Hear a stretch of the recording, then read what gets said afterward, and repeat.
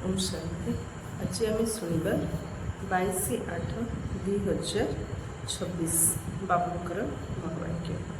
मिठे बच्चे विशाल बुद्धि विशिष्ट लोक मानकर मतामत नहीं अनेक आत्मा मानकर कल्याण कर तांकठारु भल हल आदि नहीं खूब प्रदर्शनी लगाओ। ज्ञानटा भल भाव बुझापी विशाल बुद्धि निहाती आवश्यक। विशाल बुद्धि विशिष्ट लोक मानकर सेवा करिकी सेमानकर मतामत नहीं अनेक आत्मा मानकर कल्याण करार अच्छे। तांकठारु बोल नहीं खूब प्रदर्शनी लगार अच्छे। चित्र प्रदर्शनी द्वारा जो लोक को बुझेबा तो से बहुत भल भाव बुझे आ बड़ लोक मान द्वारा जो हल नहीं संदेश दबा तो लोक बहुत अधिक प्रभाव पड़े जहाद्वारा भल सेवा हो पार। प्रश्न एवं तुम क्यों स्मृति आसे जहाँ को स्मरण कले केबे दुखी होनी। उत्तर एवं तुम स्मृति आसी जे आम पूज्य राजा थिलु पुणी रंक अर्थात भिकारी हो जाए एवं पुनर्बार बाबा हमको राव अर्थात राजा करुँचे। आमर सबु जन्म यहीपर नु आम राजा करते ए जन्मटा आमर रंक परी हो जाए। पुनर्बार बाबा आसते आम पुणी थे राव बा राजा करने। एवं बाबा आमको सारा विश्वर समाचार शुणुंट आम विश्वर इतिहास भूगोल को जाणीगलु। यही सब ज्ञान को स्मरण कर चल तेरे केबे भी निजक दुखी बोली अनुभव हेब ना। सर्वदा खुशी रे जन्मर एबर कथा भाभी आम दुखी होचु किंतु मु तो महाराजा महाराणी थी मु तो सत्य जुगरे देवता थी मु तो द्वापर जुगरे पूज्य थी मु ही फरिश्ता मत ही समस्ते एंजेल्स रूप से ध्यान कर डाकुंट मु ही संगम जुगर सच्चा ब्राह्मण मो पाई ही भगवान आसती मत पुणी पूजारी पूज्य करदी निज विषय एमती भाविबा आम केबे भी निजक दुखी अनुभव करें। सर्वदा आम खुशी रही पारे। गीत अच्छी नयनहीन को राह दिखाओ प्रभु। स्थूल आखि तो समस्त पाखे अच्छी किंतु आत्मज्ञान आज क्या पाखे ना। तेणु आखि थी आज समस्ते अंध। ये अंध को से समस्ते डाकुं के प्रभु मु नयनहीन मते रास्ता देखाओ। ओम शांति।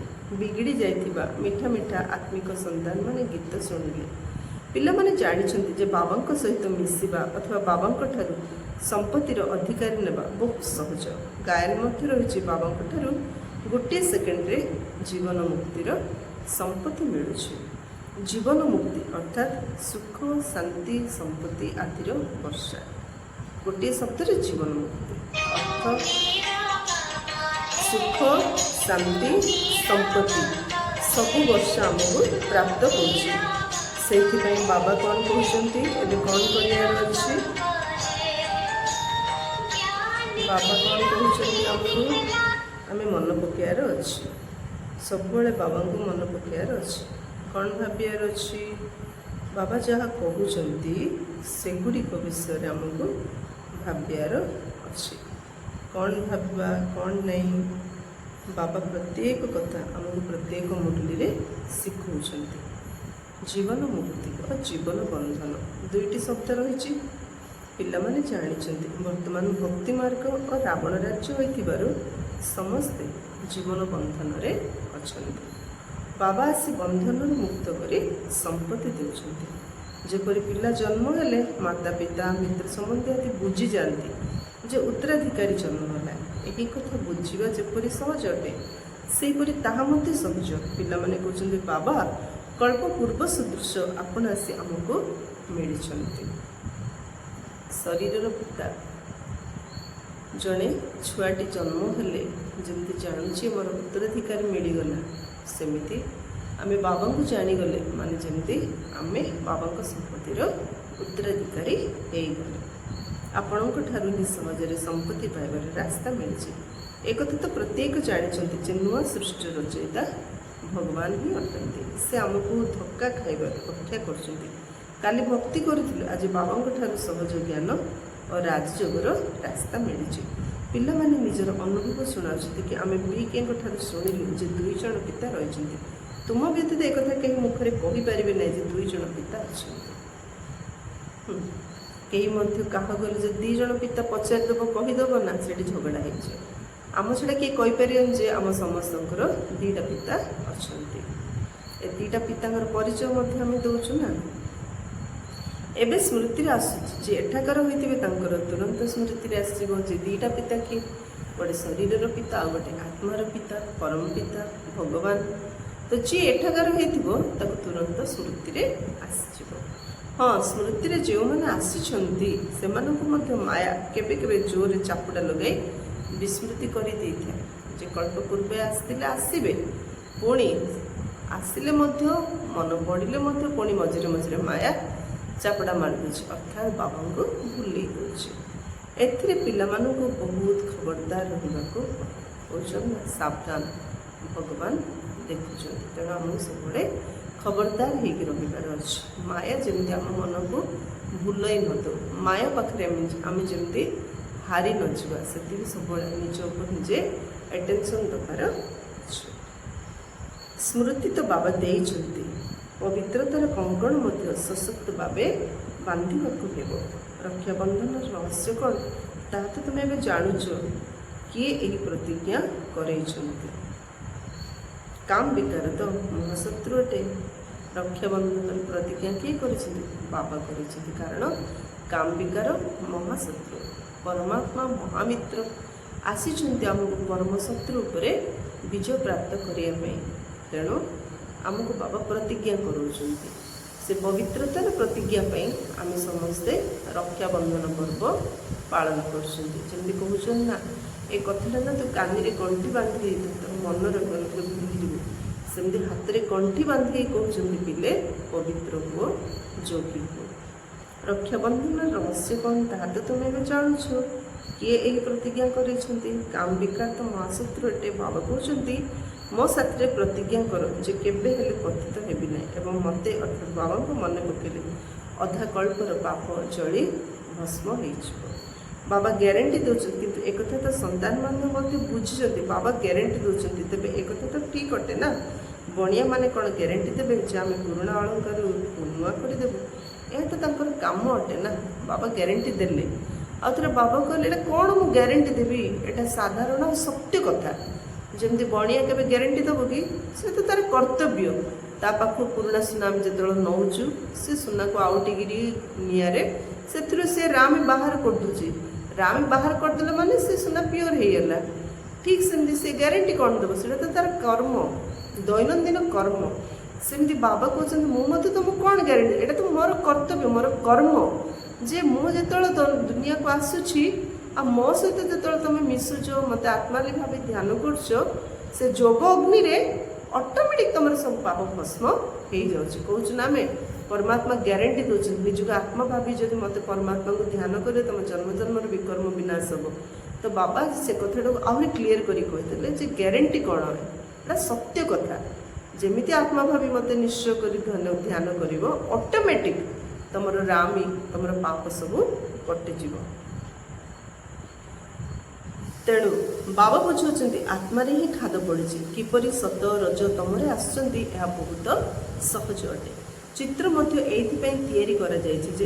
सहज बुझे पार यूनिवर्सिटी कॉलेज आदि में अनेक प्रकार मानचित्र रही था ना सेपरी यह तुम मानचित्र अटे 7 days कोर्स रो जो चित्र प्रदर्शनी ये सब मानचित्र परम धाम 3 लोकर से सब मानचित्र तुम्हें भल भाव क्या बुझाई पार जमी वर्ल्ड मानचित्र देखी अमेरिका कोड़ी लंडन कोड़ी जापान कोड़ी जर्मन कोड़ी देखा सेमती आम सृष्टि चक्र मैप देखे दी कहीदे ये परम धाम एटा स्थूल लोक एटा सूक्ष्म लोक ज्ञान सागर पतित पावन बाबा ही आसी रास्ता बतौर आउ कहीं पतित को पावन करें ना समस्ते नयनहीन दुखी मनुष्य अटंती तुम्हें संतान मैंने जाच प्रथम 2टी जुगरे दुख रही सेठार भक्ति रही स्वर्ग भारतर वर्तमान समय मनुष्य और प्राचीन मनुष्य मध्य प्रभुत रही ना किंतु एक कई बुझुना केते पूजा चली जिते बड़ साहुकार से भल अलंकार देवी देवता मान को पिंधे था जिते बड़ साहुकार जमी ब्रह्म बाबा रूपार सुनार लक्ष्मीनारायण मूर्ति रखी से हीरार हार पिंधि देते तो ब्रह्म बाबा निजर अनुभव अच्छे तेणु बाबा कहते जिते बड़ साहुकार सी से अलंकार देवी देवता मानक पिंधि था। एवं ओडिशा रे खास करी गंजाम रे कौन करछंती अमावास्या करती तो ताकू कहती काच अमावास्या कौन करती शिलटा को ठाकुर करी बसईदेवे आ घरे माँ मानकर जी अलंकार अच्छी से शिल गड़ाटा को पिंधेदेवे आकू पूजा करेंगे। तो जी जिते साहुकार से भल मूर्ति रखी पूजा कर। ब्रह्म बाबा निजे सब अनुभवी अटंती। बॉम्बे रे थिबा लक्ष्मीनारायण मंदिर ट्रस्टी लक्ष्मीनारायण हीरार हार तैयारी कराइथिले। बाबांकर से ट्रस्टी नाम मन अच्छी। प्रथमे शिव बाबा मंदिर तैयारी कले बहुत सजाउथिले पर देवता मानकर तैयारी कले। तेज लक्ष्मीनारायण को केते अलंकार पिंधेले से समय मंदिर मानकर केते धन संपत्ति रही। मोहम्मद गजनी केते ओट भरी भरी नहीं गले। भारत में केते असरंती धन थी। गोटे सोमनाथ मंदिर को खाली करने 17 थर ओट भरी भरिकी मोहम्मद गजनी केते सैन्य मान सहित लुंठन करने। तो केते जे मंदिर केते जे राजमहल थिला केते जे संपत्ति थिला भावंतु। जदि मंदिर रे जड़े एतिकी लगे पड़े तार मोहन रे केतिकी नथिबो हेले ये गोटे मंदिर सिंबलाइज एमती केते मंदिर थिला केते राजा महाराजा थिले केते धन संपत्ति थिला तो केते थिबो भावंतु। असरंती धन थिला। एबे तुमे यथार्थ भाव बुझुछ आमर भारत कौन थिला। आम भारत रे कुबेरर संपत्ति थिला। कौन थिला? कुबेरर संपत्ति थिला। हीरा नीलार मंदिर तैयारी करथिले। एबे सेही जिनिस सब नाई सब लुटी करी नहीं गले। एबे तो यार अवस्था कौन हो जाइछि। तुमे ही पूज्य राजा थिलो पुणी तुमे ही 84 जन्म नहीं पूरा भिकारी हो जाइछ। एहीपरि कथा सब घड़ी को घड़ी स्मरण करने दरकार। सतरे मु केमती राजा थी एबे केमती भिकारी हो जाइछि। सबुदिने मोर प्रत्येक जन्म भिकारी जन्म नहीं। राजा जन्मरू मु बारंबार जन्म मरण चक्र आसे मु भिकारी हो जाइछि। एक कथा मन पकेवा पड़े। हेले जेहेतु भिकारी पणी आमर जन्म सिद्ध अधिकार नुह राजा पणी आमर जन्म सिद्ध अधिकार तेणु मत पुरुषार्थ कर पुणी मत मोर राजत्व को प्राप्त करिवार अछि। तेबे केबे हेले भी तुमे निजको दुखी बोली भाबिबो नाही। हृदय रे स्मरण करबा उचित। आमे बाबांग ठारू कौन नेउछु। बाबा से हमको सारा विश्वर समाचार सुनाउछन्ती। एही विश्वर इतिहास भूगोल को केही हेले भी जानि नांती। तुमे जानिछ प्रथमे एक धर्म एक राज्य एक मत एक भाषा थिला। समस्ते सुखी थे। जो एकता से सुखी जो एकता नहीं से सुख मध्य पर एमाने परस्पर मध्य लड़ाई झगड़ा इत्यादि लगिगले और भारत खंड खंड होगा लगिला। आगुरी करी नथिला सेठारे अर्थात स्वर्ग रे कौन प्रकार दुख नथिला। रोगर चिन्ह वर्ण नथिला। तार नाम ही होछि स्वर्ग। ना दुख ना लड़ाई ना झगड़ा ना रोग ना अभाव ना असुविधा ना समस्या ना कष्ट ना जंत्रणा ताकू कह गोटे शब्द स्वर्ग। तुमर एवं मन पड़ू वास्तव में कल्पकल्प आमर विस्मृति हो जाए पुणी स्मृति आसे। प्रथमे गोटे ही भूल हो रचयिता और रचना को भूली जाइछु। एबे तुमे आदि मध्यांतर ज्ञान को जानुछ। सत्य जुगरे यही ज्ञान रहिबो नहीं। ताहेले पुणी ए ज्ञान परंपरा अनुसार किपरि चली परिबो। सेतेबेले तो राजा माने मुख्य हेबे ऋषिमुनि आदि रहिबे नहीं। से माने तो द्वापर आसुचंती। द्वापर जुगरु धर्म जनक हाथ में राज्य जनक हाथ में आसला किंतु सत्य जुगरे धर्म राज्य सबकि जनक हाथ थिला। अद्वैत राज्य एक महाराजा एक महाराणी श्री लक्ष्मी श्री नारायण थे। सेठी ऋषिमुनि कहीं नथिले। धर्म को संभालिया एक्स्ट्रा आउ किए नथिले। राजा ही धर्म संभालती। तेणु राम राजा राम प्रजा राम सहकार समस्ते एकापरी धर्मर आचरण करुथिले। ऋषि मुनि आदि को खाद्य पानीय राजा मिली था। राजा मैंने दायित्व नियंती कहीं से सन्यासी करना। प्राचीन भारतर प्राचीन राजयोगर गायन रही किंतु प्राचीन ऋषि मुनि बोली कहब ना से द्वापर आस। प्राचीन भारत क्या कहे सत्यजुग। ऋषि मुनि तो मध्य आसिले तेणु से प्राचीन बोली कह से राजा मानकर आधार चली था। ऋषि मुनि मैंने कहते आम रचयिता रचना को जाना। बाबा कहते निजे राजा मैंने कथा जाना यही दुनिया रे कई हेले भी ज्ञान को जाना। परमात्मा को ना सृष्टिर आदि अंत को ना राजा ना सन्यासी कई हेले जाना। एबे तुम्हें संतान माने बुद्धिमान हो जो मैंने लक्ष्मी नारायण मंदिर तैयारी कर ତାଙ୍କୁ ତୁମେ ଲେଖିପାରିବ ଯେ ଏତେ ଲକ୍ଷ ଲକ୍ଷ ଟଙ୍କା ଖର୍ଚ୍ଚ କରି ମନ୍ଦିର ତିଆରି କରୁଛନ୍ତି, କିନ୍ତୁ ତାଙ୍କର ଜୀବନ କାହାଣୀ ବିଷୟରେ ଆପଣଙ୍କୁ ଜଣା ଅଛି କି? ପୂଜାରୀମାନଙ୍କୁ ଯାଇକି ପଚାରିବା ଆଉ ବୁଝେଇବା। ଏମାନେ ରାଜ୍ୟ କିପରି ପାଇଥିଲେ, ପୁଣି କୁଆଡ଼େ ଚାଲିଗଲେ, ଏବେ କେଉଁଠି ଅଛନ୍ତି, ଆମେ ଆପଣଙ୍କୁ ସବୁ ରହସ୍ୟ କହିପାରିବୁ। ଗୋଟେ ଗୋଟେ ଦେବୀଙ୍କ ବିଷୟରେ, ଗୋଟେ ଗୋଟେ ଦେବତାଙ୍କ ବିଷୟରେ, ତାଙ୍କର ଜନ୍ମ କାହାଣୀ ଯଦି ଲୋକଙ୍କୁ କହିବା ତ କେତେ ରହସ୍ୟଯୁକ୍ତ ଯୁକ୍ତିଯୁକ୍ତ ଜୀବନ କାହାଣୀ ଶୁଣିବା ପାଇଁ ଲୋକେ ବହୁତ ଆଗ୍ରହ ପ୍ରକାଶ କରିବେ।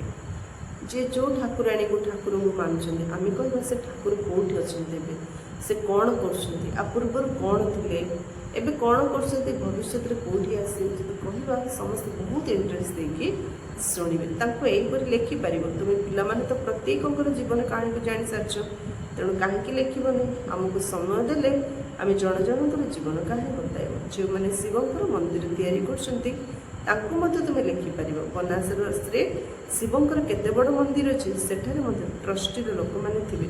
ବିଶିଷ୍ଟ ଲୋକମାନଙ୍କୁ ବୁଝିବା ପାଇଁ ଚେଷ୍ଟା କରିବା ଦରକାର। ଏମିତି ତ ଜନସାଧାରଣଙ୍କୁ ଆମେ ବୁଝାଉଛୁ, କିନ୍ତୁ ବାବା କହିଲେ ବଡ଼ ବଡ଼ ମନ୍ଦିର, ବଡ଼ ବଡ଼ ପୂଜାରୀମାନଙ୍କୁ, ଟ୍ରଷ୍ଟିମାନଙ୍କୁ, ବଡ଼ ବଡ଼ ଲୋକଙ୍କୁ ଯାଇକି ବୁଝାଅ। ବଡ଼ ଲୋକମାନେ ବୁଝିଗଲେ ତାଙ୍କ କଥାରେ ବହୁତ ଶକ୍ତି। ବଡ଼ ଲୋକ ଯାହାକୁ ସମସ୍ତେ ମାନନ୍ତି, ସେ ଯାହା କହିବେ ତାଙ୍କ କଥାକୁ ମଧ୍ୟ ସମସ୍ତେ ମାନିବେ, ତ ତାଙ୍କ କଥାରେ ଶକ୍ତି ରୁହେ। ଗରିବ ଲୋକେ ତାଙ୍କ କଥାକୁ ତୁରନ୍ତ ଶୁଣିଥାନ୍ତି। ଗରିବମାନେ ବଡ଼ ଲୋକଙ୍କର କଥାକୁ ତୁରନ୍ତ ଶୁଣିଥାନ୍ତି। ତେବେ ବିଶିଷ୍ଟ ବ୍ୟକ୍ତିମାନଙ୍କର ସାହାଯ୍ୟ ନେବାକୁ ହେବ। ବଡ଼ମାନଙ୍କର ଏହି ମତାମତ ଲେଖାଇବାକୁ ହେବ, କାହିଁକିନା ତାଙ୍କର ମତ ମଧ୍ୟ ବହୁତ ସାହାଯ୍ୟ କରିଥାଏ। ବାସ୍ତବରେ ସେମାନେ ଏତେ ସ୍ୱର ଉଠାଇ ନଥାନ୍ତି ଯେତିକି ଉଠାଇବା ଦରକାର। ତୁମେ ପ୍ରେସିଡେଣ୍ଟ ଅର୍ଥାତ୍ ରାଷ୍ଟ୍ରପତି ଆଦିଙ୍କୁ ମଧ୍ୟ ବୁଝାଉଛ, ସେମାନେ ଭଲ ବୋଲି ମଧ୍ୟ କହୁଛନ୍ତି।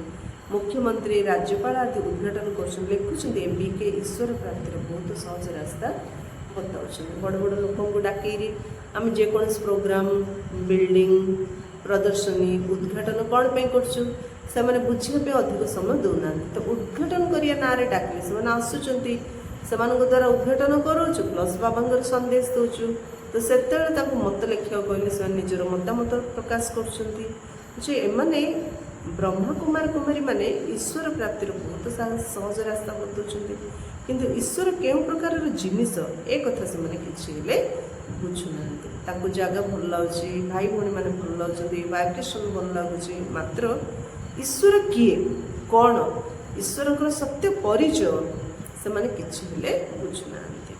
କେବଳ ସେଇ ସମୟରେ କହିଦେଉଛନ୍ତି ରାସ୍ତା ବହୁତ ଭଲ, କାହିଁକି ସେ ବାତାବରଣ, ସେ ଭାଇବ୍ରେସନ୍, ସେ ଭାଇ ଭଉଣୀଙ୍କର ସଂଖ୍ୟା ତାଙ୍କୁ ବହୁତ ଭଲ ଲାଗୁଛି, ସେ ଡିସିପ୍ଲିନ୍ ବହୁତ ଭଲ ଲାଗୁଛି, ତ ସେମାନେ କହିଦେଉଛନ୍ତି ରାସ୍ତା ବହୁତ ଭଲ, ଶାନ୍ତି ମିଳିବାର ମାର୍ଗ ବହୁତ ଭଲ, କିନ୍ତୁ ନିଜେ ବୁଝୁନାହାନ୍ତି। ଏ ରାସ୍ତା ଭଲ, ଶାନ୍ତି ପାଇବା ପାଇଁ ମାର୍ଗ ଭଲ, ସମସ୍ତେ ରାସ୍ତାରେ ଯିବା ଦରକାର କହିଦେଉଛନ୍ତି, ମାତ୍ର ନିଜେ ଆସୁନାହାନ୍ତି। କାହିଁକି? ସେମାନେ ପ୍ରକୃତିର ଜିନିଷଟା ବୁଝୁନାହାନ୍ତି, ମାତ୍ର ଯେଉଁଟା ଅନୁଭବ କରୁଛନ୍ତି ଶାନ୍ତିର, ଖୁସିର, ସେଇଟା ପ୍ରକାଶ କରୁଛନ୍ତି। ବାବା ବଡ଼ମାନଙ୍କୁ ବୁଝାଇବା ପାଇଁ ମଧ୍ୟ କହୁଛନ୍ତି। ବଡ଼ ବଡ଼ ବ୍ୟକ୍ତିଙ୍କ ଠାରୁ ବଡ଼ ବଡ଼ ପ୍ରସିଦ୍ଧ ହଲ୍ ଅର୍ଥାତ୍ ସଭାଗୃହ ନିଅ, କୁହ ଆମେ ସବୁ ମନୁଷ୍ୟମାନଙ୍କର କଲ୍ୟାଣ ନିମନ୍ତେ ଏହି ପ୍ରଦର୍ଶନୀ ସବୁ ସମୟ ପାଇଁ ରଖିବାକୁ ଚାହୁଁଛୁ, କେବଳ ପ୍ରଚାର କରିବାକୁ ହେବ। ଏହିପରି 50 ଅଥବା 100ଟି ହଲ୍ ନେବା ଦରକାର। ଭାରତ ତ ବିଶାଳ ଅଟେ ନା, ଗୋଟିଏ ସହରରେ 10-12ଟି ହଲ୍ ନିଅ, ଖବରକାଗଜରେ ବାହାରି ଯାଅ ଯେ ଏତେ ହଲ୍ରେ ପ୍ରଦର୍ଶନୀ ହେଉଛି। ଏକା ସଙ୍ଗେ ସେବାଟା ହେଲେ ସେ ଅନେକ ପ୍ରଭାବ ପକାଉଛି। ଯେମିତି ଏବେ ଚାଲିଛି 10 କୋଟି ନିଶାମୁକ୍ତ ପ୍ରତିଜ୍ଞା ମହା ଅଭିଯାନ। ଏତି ସମୟ ଭିତରେ ଆମକୁ 10 କୋଟି ଲୋକଙ୍କ ଦ୍ୱାରା ନିଶାମୁକ୍ତ ପ୍ରତିଜ୍ଞା କଲେକ୍ସନ୍ କରିବାର ଅଛି। ତ ଏଟ୍ ଏ ଟାଇମ୍ ଏକା ସଙ୍ଗେ, ଯେମିତି ଆକାଶରେ ଏକା ସଙ୍ଗେ ଯଦି 10ଟି ପକ୍ଷୀ ଉଡ଼ିବେ ତ ପରିଶ୍ରମ କରିବାକୁ ପଡ଼ୁନି, ଜଣଙ୍କର ହାୱାରେ ଆଉ ଜଣେ ଉଡ଼ି ଯାଉଛି, ତ ସହଜରେ ସେମାନେ ଉଡ଼ି ପାରୁଛନ୍ତି। ସେମିତି ସମସ୍ତେ ଗୋଟିଏ ପ୍ରୋଗ୍ରାମ ସାଙ୍ଗ ହୋଇକି ଯଦି ଚାରିଆଡ଼େ କରୁଛନ୍ତି, ସେ ଭାଇବ୍ରେସନ୍ ଅନ୍ୟମାନଙ୍କୁ ସହଯୋଗ ଦେଉଛି, ଶକ୍ତି ବଢ଼ୁଛି, ସମସ୍ତଙ୍କ ଭିତରେ ଉମଙ୍ଗ ଉତ୍ସାହ ଆଣୁଛି, ସେବା କରିବା ବାଲାଙ୍କ ଭିତରେ ଉମଙ୍ଗ ଉତ୍ସାହ ଆଣୁଛି, ସେବା ଛୁଟି କରୁଛି ସେମାନଙ୍କ ଭିତରେ ମଧ୍ୟ ଉମଙ୍ଗ ଉତ୍ସାହ ଆସୁଛି, ଗୋଟେ ଉର୍ଜା, ଗୋଟେ ଶକ୍ତି ସମସ୍ତଙ୍କ ଭିତରେ ଜାଗ୍ରତ ହୋଇଯାଉଛି। ଯାହାଙ୍କର ବୁଝିବାର ଅଛି ଆସି ବୁଝ, ଯାହାଦ୍ୱାରା ଅନେକଙ୍କର କଲ୍ୟାଣ ହୋଇଯିବ। ପିଲାମାନଙ୍କୁ ବହୁତ ବିଶାଳ ବୁଦ୍ଧି ହେବାକୁ ପଡ଼ିବ, ପିଲାମାନଙ୍କୁ ହିଁ ସେବା କରିବାକୁ ପଡ଼ିବ ନା। ବାବା ସବୁ ସନ୍ତାନମାନଙ୍କୁ କହୁଛନ୍ତି ପ୍ରଦର୍ଶନୀ ବହୁତ ଜୋରସୋରରେ କର, ବିଶାଳ ବୁଦ୍ଧି ହେଇକିରି ଜୋରସୋରରେ ସେବା କର, ପ୍ରଦର୍ଶନୀ କର। ବାବା ପ୍ରସ୍ତୁତି କରାଉଛନ୍ତି, ପିଲାମାନେ ଚେଷ୍ଟା କରିବା ଉଚିତ ଏସବୁ ବୁଝିବାର କଥା। ବାବା ତ ପ୍ରସ୍ତୁତି କରାଉଛନ୍ତି, ବାକି ଆମେ ଚେଷ୍ଟା କଲେ ନା ସଫଳତା ମିଳିବ, ଏସବୁ ବୁଝିବାକୁ ପଡ଼ିବ। ଭଗବାନ ଆସି ପ୍ରଜାପିତା ବ୍ରହ୍ମାଙ୍କ ଦ୍ୱାରା ପ୍ରଜାଙ୍କର ରଚନା କରୁଛନ୍ତି, ତେବେ ନିଶ୍ଚିତ କେତେ ବ୍ରାହ୍ମଣ ରଚନା କରିଥିବେ। ଏବେ ପୁନର୍ବାର ରଚନା କରୁଛନ୍ତି, ଅନେକ ବ୍ରାହ୍ମଣ ବ୍ରାହ୍ମଣୀ ଅଛନ୍ତି। ବାବା ସଙ୍ଗମ ଯୁଗରେ ଏହି ବ୍ରାହ୍ମଣ ଧର୍ମର ରଚନା କରୁଛନ୍ତି। ତୁମେ ବାସ୍ତବରେ ଦେଖୁଛ ଓ ବୁଝୁଛ, ଏହି କଥା କୌଣସି ଶାସ୍ତ୍ରରେ ନାହିଁ।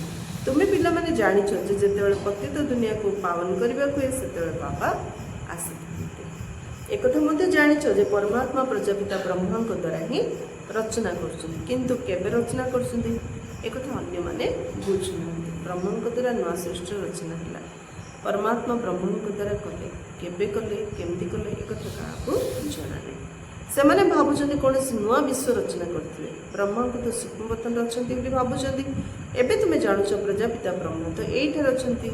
ତୁମେ ସୂକ୍ଷ୍ମବତନକୁ ଯାଉଛ ପବିତ୍ର ହୋଇ, ତୁମେ ପୁଣି ଫରିସ୍ତା ଅର୍ଥାତ୍ ପରିସଦୃଶ ହୋଇଯାଉଛ। ଏସବୁ ସାକ୍ଷାତକାର କରୁଛ। ଏସବୁ କଥା ପିଲାମାନେ ଆସି ଶୁଣାଉଛନ୍ତି ଯେ ସେଠାରେ ଅର୍ଥାତ୍ ସୂକ୍ଷ୍ମବତନରେ ମୁଭି ଅର୍ଥାତ୍ ଶବ୍ଦବିହୀନ ଚଳନଶୀଳ କାର୍ଯ୍ୟ ଚାଲିଛି। ତାହା ହେଉଛି ଶବ୍ଦବିହୀନ ଚଳନଶୀଳ ଦୁନିଆ। ତୁମେ ଶବ୍ଦବିହୀନ ଚଳନଶୀଳ ସିନେମା ମଧ୍ୟ ଦେଖୁଥିଲ ନାଇଁ କି? ସବୁ ଯାହା ନାଟକ ଚାଲିଛି ଏଇଠି ଏ ସ୍ଥୂଳ ବତନରେ। ସୂକ୍ଷ୍ମ ବତନରେ ତ କିଛି ଅଭିନୟ ନାହିଁ, କାହିଁକିନା ସେଠି ଇସାରା ଠରାଠରିରେ। ଫାଷ୍ଟ ଯେମିତି ଚଳଚ୍ଚିତ୍ର ଚାଲୁଥିଲା, ଫ୍ରଣ୍ଟରେ ସିନେମା ଚାଲିଥିବ, ବ୍ୟାକ୍ରେ ତାର ସାଉଣ୍ଡ ସିଷ୍ଟମ ଥିବ। ଗୋଟେ ସିନ୍ ଉପରେ ସିନ୍ ଚାଲିଥିବ, ସେପଟେ ଗୋଟେ ମ୍ୟୁଜିକ୍ ବାଜୁଥିବ। ପ୍ରଥମେ ଏମିତି ଥିଲା, ସାଇ ସାଇରେ ସିନେମା ଯାହା ନେଇକି ଦେଖାଉଥିଲେ ଆମେ ଯେତେବେଳେ ଛୋଟ ଥିଲୁ। ସେମିତି ବାବା କହୁଛନ୍ତି ସ୍ଥୂଳ ଦୁନିଆରେ ଆମେ ଅଭିନୟ କରୁଛନ୍ତି, ସୂକ୍ଷ୍ମ ବତନରେ ଖାଲି ମାନେ ସାଇଲେଣ୍ଟରେ ଚିତ୍ର ଯେମିତି ଚାଲିଛି, ଶବ୍ଦବିହୀନ ଚଳନଶୀଳ ସିନେମା। ତ ବାସ୍ତବରେ ସବୁ କଥା ତୁମେ ଜାଣିସାରିଛ। ମୂଳ ବତନ ହେଉଛି ଶାନ୍ତିପୂର୍ଣ୍ଣ ଦୁନିଆ, ସେଠାରେ ଆତ୍ମାମାନେ ଶାନ୍ତି ରହିଥାନ୍ତି। ସୂକ୍ଷ୍ମ ବତନ ଠରାଠରିର ଦୁନିଆ, ସେଇଠି ଇସାରାରେ ବୁଝିଯାଆନ୍ତି। ଆଉ ଏଇଠି ହେଉଛି ଟକି ଦୁନିଆ, ପ୍ରତ୍ୟେକ କଥା କହିଲେ ହିଁ ଆମେ ଜଣେ ଜଣଙ୍କୁ ବୁଝିପାରୁଛନ୍ତି। ସୂକ୍ଷ୍ମ ବତନରେ ସୂକ୍ଷ୍ମ ଶରୀର ମଧ୍ୟ ରହିଛି, ତେବେ ନିଶ୍ଚୟ ସେଠାରେ କିଛି ଭାଷା ମଧ୍ୟ ଥିବ। ତୁମମାନଙ୍କ ବୁଦ୍ଧିରେ ଅଛି ଆମ ଆତ୍ମାମାନଙ୍କ ନିବାସ ସ୍ଥାନ ହେଉଛି ଶାନ୍ତିଧାମ। ପୁଣି ହେଉଛି ସୂକ୍ଷ୍ମ ବତନ, ସେଠାରେ ବ୍ରହ୍ମ ବିଷ୍ଣୁ ଶଙ୍କର ରହିଥାନ୍ତି ଏବଂ ଏହା ହେଉଛି କଳିଯୁଗ ଓ ସତ୍ୟଯୁଗର ସଙ୍ଗମ ସମୟ। ଏଠାକୁ ବାବା ଆସୁଛନ୍ତି। ଏଠାରେ ତୁମେ ବ୍ରାହ୍ମଣମାନେ ଯାଉଛ, ପିତୃଗୃହ ଓ ଶ୍ୱଶୁର ଘର ରହିଛି ନା। ଏଠାରେ ତୁମର 2 ଜଣ ପିତା ଅଟନ୍ତି, ବାପ ଦାଦା ଉଭୟ ଚେଷ୍ଟା କରୁଛନ୍ତି ପିଲାମାନଙ୍କୁ ଗୁଲଗୁଲ ଫୁଲ କରିବା ପାଇଁ। ବାପ ଦାଦା ବ୍ରହ୍ମ ବାବା ଶିବ ବାବା 2 ଜଣ ମିଶି ଚେଷ୍ଟା କରୁଛନ୍ତି ଆମ ଗୁଲଗୁଲ ଫୁଲ କରିବା ପାଇଁ। ମୁସଲମାନ ମାନେ ମଧ୍ୟ କହୁଛନ୍ତି ଗାର୍ଡେନ୍ ଅଫ୍ ଆଲ୍ଲାହ ଅର୍ଥାତ୍ ଭଗବାନଙ୍କର ବଗିଚା। କାହାକୁ କହିବେ? ସତ୍ୟଯୁଗ ହେଉଛି ଭଗବାନଙ୍କର ବଗିଚା, କଳିଯୁଗ ହେଉଛି ଶୈତାନର ଜଙ୍ଗଲ, ରାବଣର ଜଙ୍ଗଲ। କରାଚିରେ ଜଣେ ମୁସଲମାନ ଥିଲା, ସେ ସମ୍ମୁଖରେ ଛିଡ଼ା ହେଉଥିଲା, ଦେଖି ଦେଖି ତଳେ ପଡ଼ିଯାଉଥିଲା। ପଚାରିଲେ କହୁଥିଲା ମୁଁ ଖୁଦାଙ୍କ ବଗିଚାକୁ ଗଲି, ସେ ମୋତେ ଫୁଲ ଦେଲେ। ତେବେ ତାର ତ ଜ୍ଞାନ ନଥିଲା। ଏବେ ତୁମେ ଜାଣୁଛ ଯେ ବଗିଚା କାହାକୁ ପଚାରୁଛି। ଏହା ହେଉଛି କଣ୍ଟାର ଜଙ୍ଗଲ ଏବଂ ତାହା ହେଉଛି ଫୁଲର ବଗିଚା। ତୁମ ବୁଦ୍ଧିରେ ସମସ୍ତ ରହସ୍ୟ ରହିଛି। ସତ୍ୟଯୁଗ ଓ କଳିଯୁଗ କ'ଣ? ତେଣୁ ବହୁତ ଖୁସି ହେବା ଉଚିତ। ସବୁ ରହସ୍ୟ ଆମେ ବୁଝିଗଲେ, ସତ୍ୟଯୁଗ କ'ଣ, କଳିଯୁଗ କ'ଣ, ତେଣୁ ଆମେ ବହୁତ ଖୁସି ହେବା ଉଚିତ। ତୁମ ବୁଦ୍ଧିରେ ସାରା ଚକ୍ର ରହିଛି, ଏହାର ତ ବହୁତ ବିସ୍ତାର ରହିଛି। ଏସବୁ କଥା ତୁମ ବୁଦ୍ଧିରେ କେତେ ସୂକ୍ଷ୍ମ ଭାବେ ରହିଛି। ପ୍ରତ୍ୟେକ କଥା ବାବା ବୁଝାଉଛନ୍ତି ଆଉ କେତେ ସୂକ୍ଷ୍ମ ଭାବରେ ଆମ ବୁଦ୍ଧିରେ ରହୁଛି। ତୁମେ ସନ୍ତାନମାନେ ରଚୟିତା ବାବାଙ୍କ ଦ୍ୱାରା ରଚୟିତା ରଚନାକୁ ଜାଣୁଛ। ବ୍ରହ୍ମାଙ୍କୁ ରଚୟିତା କୁହାଯିବ ନାହିଁ, ରଚୟିତା ଜଣେ ଅଟନ୍ତି, ସମର୍ପଣ ମଧ୍ୟ ଜଣଙ୍କର। ରଚୟିତା ଜଣେ ଶିବ ବାବା, ସମର୍ପଣ ମଧ୍ୟ ଜଣଙ୍କର ବ୍ରହ୍ମ ବାବାଙ୍କର। ଯେଉଁ ମୁହୂର୍ତ୍ତରୁ ବ୍ରହ୍ମ ବାବା ଶିବ ବାବାଙ୍କୁ ପାଇଲେ, ସେ ମୁହୂର୍ତ୍ତରୁ ତନ ମନ ଧନ ପରିବାର ସ୍ୱାନ ସମୟ ସଂକଳ୍ପ ସବୁକିଛି ଶିବ ବାବାଙ୍କ ଯଜ୍ଞରେ ସ୍ୱାହା କରିଦେଇଥିଲେ। ପ୍ରଥମେ ରଚନା ବ୍ରହ୍ମାଙ୍କର, ପୁଣି କୃଷ୍ଣଙ୍କର ହେଉଛି ବୋଲି କୁହାଯାଏ। ବ୍ରହ୍ମ ତ ଅଛନ୍ତି, ବ୍ରାହ୍ମଣ ମଧ୍ୟ ନିଶ୍ଚୟ ଆବଶ୍ୟକ। ପାଣ୍ଡବମାନଙ୍କୁ ବ୍ରାହ୍ମଣ ବୋଲି ବୁଝାଯିବ ନାହିଁ, ବ୍ରହ୍ମାଙ୍କ ଦ୍ୱାରା ରଚିତ ବ୍ରାହ୍ମଣ ଦରକାର। ଏହା ହେଉଛି ରୁହାନୀ ଯଜ୍ଞ, ଏହାକୁ ଆଧ୍ୟାତ୍ମିକ ଜ୍ଞାନ କୁହାଯାଇଛି। ଇଏ ହେଉଛି ରୁହାନୀ ଯଜ୍ଞ। ଏ ଯଜ୍ଞର ଯେଉଁ ସ୍ୱାହା କରୁଛୁ କେଉଁ ଆଧାରରେ? ଆଧ୍ୟାତ୍ମିକ ଜ୍ଞାନ ଆଧାରରେ।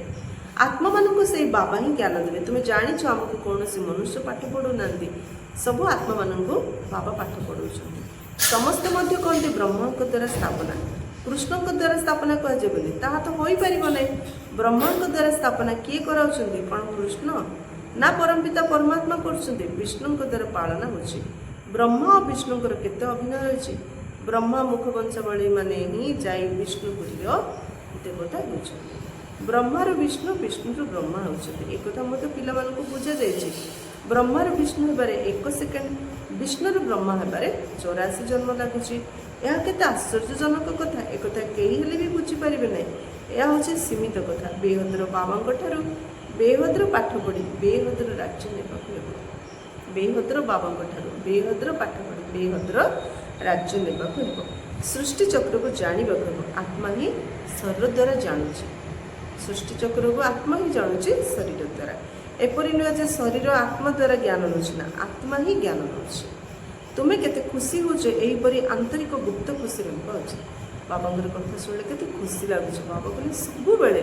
एमती आंतरिक खुशी रहबा उचित पाठ पढ़ार संस्कार आत्मा रही दुख मध्य आत्मा को होता है कहती मो आत्मा को दुखी कर पिलामानंकु एबे केते ज्ञानर आलोक मिलुछि तुम्हें खुशी होछ सागर पाखर सतेज होई बादल मानक मिलमिशि वर्षा करबाकू हेबो सागर हेले बाबा बाबा पाखु जाइगिरी सतेज होइगिरी निज भितर ज्ञान गुण शक्ति भरिकी अन्य मानक आसिकी दान करियार अछि आपु बाबा कौन कहले सतेज होइगिरी फ्रेश होइगिरी बादल भरिकी समस्त मिलमिशि वर्षा करियार अछि जमी रावणर सेना सेमती आम रामंकर सेना बाहर तो सेवा हम परस्पर सहित मिसी प्रदर्शनी आदि प्रस्तुत कर साहाय्य कर जड़े के सेवा करने साहस कर भगवान मत कौन कहते मु एका कौन करी मत तुम समस्त साहाय्य दरकार सेमती बाबा कहते मत जमी तुम सहयोग दरकार तुम्हें मैंने परस्पर मिलमिशिकी सेवा कर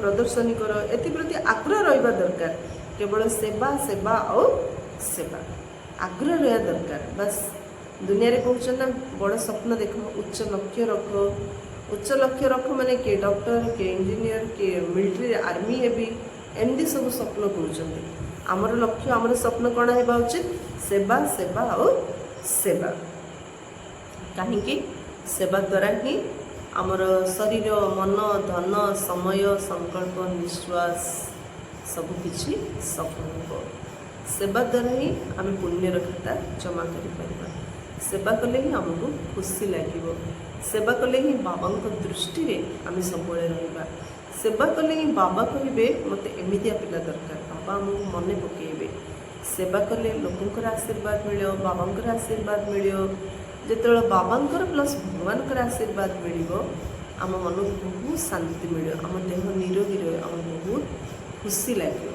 से गोटे लगन लगियार अच्छी कौन लगन लगियार अच्छी बाबा कौन कहले आग्रह रहिबा दरकार जे केवल सेवा सेवा और सेवा अच्छा मीठे मीठे शिक्षित थे बच्चों प्रति माता पिता बाप दादा का या प्यार और गुड मॉर्निंग रूहानी बाप के रूहानी बच्चों को नमस्ते हम रूहानी बच्चों के रूहानी बाप दादा को याद प्यार गुड मॉर्निंग और नमस्ते नमस्ते नमस्ते धारणा पाई मुख्य सारांश नंबर 1 बाबा द्वारा मिलता ज्ञान को स्मरण कर असरंती खुशी रे रहिबाकू हेबो बाबा जो ज्ञान दूसरे ज्ञानटा को जिते मन पकईबा सेते आम असरंत खुशी रे रही पारिबा विशाल बुद्धि जोर सोर रे सेवा करबाकू हेबो बाबा कहछन ना किए कौटी डीम होगी जन आउ जन जाए साहाय्य कर समस्त मिलमिशिकी सेवा कर तो विशाल बुद्धि होगी जोर सोर रे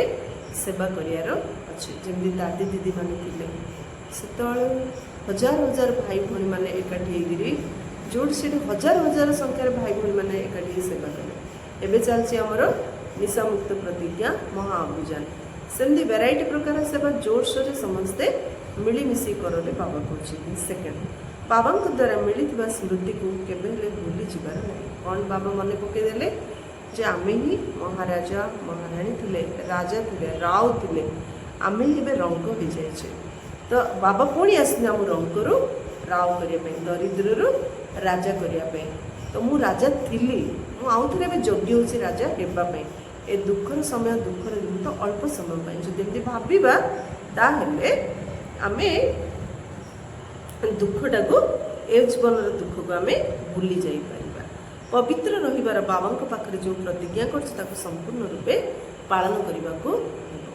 राखी रक्षाबंधन आसी ना बाबांक पाखरे आम प्रतिज्ञा करछु ना मु पवित्र रहिबी बोली तो बाबा को जो प्रतिज्ञा करछो से प्रतिज्ञा को संपूर्ण रूपे पालन करिया हो एमती नुह रक्षाबंधन दिन राखी बांधदेले प्रतिज्ञा करदेले पवित्र होइले से गोटे दिन पाई नहीं कि से गोटे घंटा पे गोटे होली पाई कि भौणी सामने भाई भौणी मान सामने गोटे प्रतिज्ञा शब्द नहीं बाबा पाखे प्रतिज्ञा कले राखी बांधिले माने पवित्र बाध्य एटा सब मन रखा कारण बाबा क्लीयर करी कहते लौकिक भाई भौणी राखी बंधा बंधी होती भाई भौणी समस्ते पतित होती किंतु पवित्र रक्षा बंधन नाम ही हूँ पवित्र रक्षा बंधन अर्थात पवित्रता ही आमको रक्षा करि परिबो तेणु पवित्रतार बंधन जदि बांधी हबा ताहले आमे सबु प्रकार समस्या रोग दुख अशांति कष्ट जंत्रणा निजको रक्षा करि परिबा।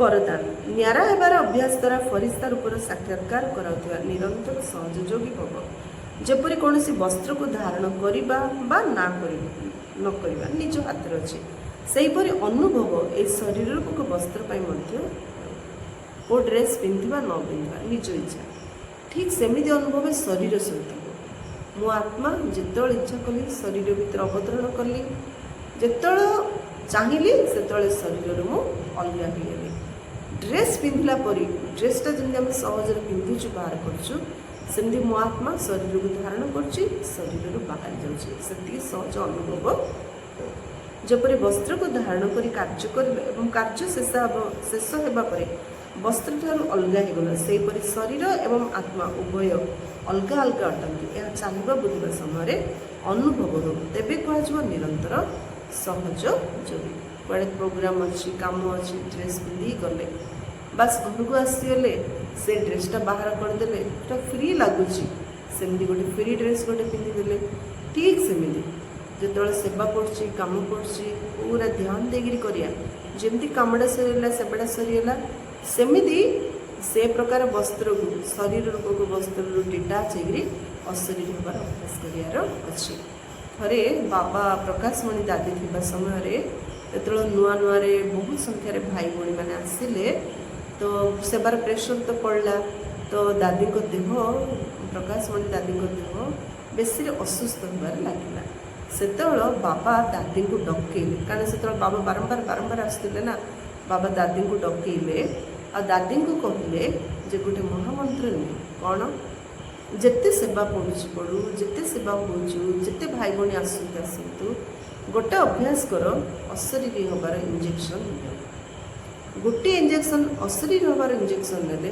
तुम केवे मत खराब हम तुम्हें सब सुस्थ सब एवं कि सेवा आगू आहरी सेवा पड़ तो बाबा दादी को एक प्रकार सजेशन देते ठीक से हीपरी एबे मध्य बाबा कौन कहते कौन करार अच्छी शरीर रूपक वस्त्र काम कला सेवा कला कर जमी सेवाटा सरीगला शरीर रूपक वस्त्र निजको डिटाच कर जमी ड्रेस चेंज कर ड्रेस सहित शरीर अभिमान डिटाच हो जार अच्छे तेबे कह निरंतर सहज जोगी एहीपरि देहठारू स्वतंत्र रोकथिबा पिलामानंक द्वारा अनेक आत्मा को फरिश्ता रूप एवं भविष्यतर राज्य पदर साक्षात्कार जेपरी बारंबार निजको देह अभिमान स्वतंत्र कर देहर फिलिंग स्वतंत्र कर बाबा कहले सेमानंठारू अनेक आत्मा को फरिश्ता रूप एवं भविष्यतर राज्य पदर साक्षात्कार हम